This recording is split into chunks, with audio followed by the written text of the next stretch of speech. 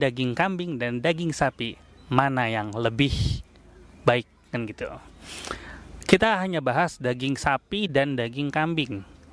Kalau kita bahas masalah daging, itu bukan masalah bahas hewannya kambing atau sapinya ya.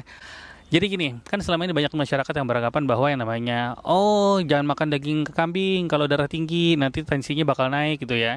Oh jangan makan daging kambing karena kolesterolnya tinggi segala macam. Nah itu hal-hal tersebut sangat-sangat banyak sekali yang beredar di masyarakat. Saya mau meluruskan dan saya akan ceritakan apa yang sebenarnya menurut penelitian, bukan kata saya.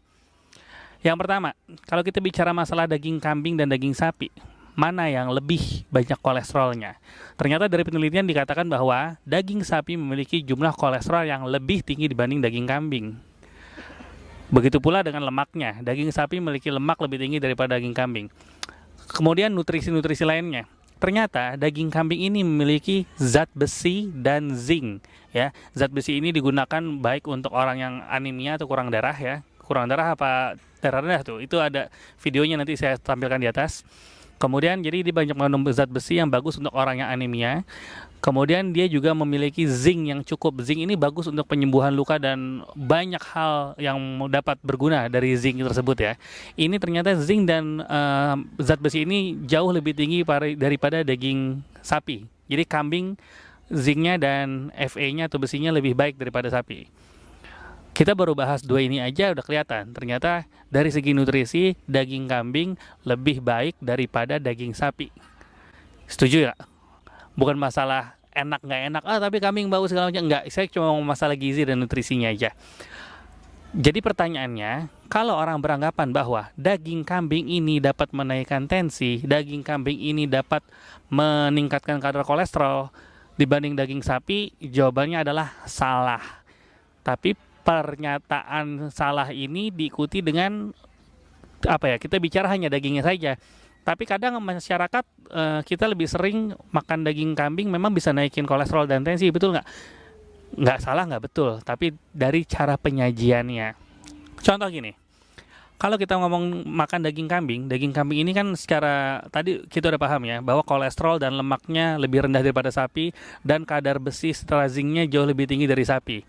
Tapi orang biasanya makan daging kambing ini pakai sate, bumbunya bumbu kecap. Nah, bumbu kecap ini, kecap isinya mengandung garam atau natrium. Nah, natrium ini yang menaikkan tensi, bukan daging kambingnya. Kemudian makan daging kambing, kadang biasanya kalau kita ke tempat restoran yang daging kambing tuh bukan daging kambing doang, tapi ada perhiasan-perhiasan lainnya ya. Ada otak, ada jeroannya, ada bahkan torpedo atau segala macam. Itu juga dimakan. Itu yang naikin tensi dan kolesterol, bukan si dagingnya gitu.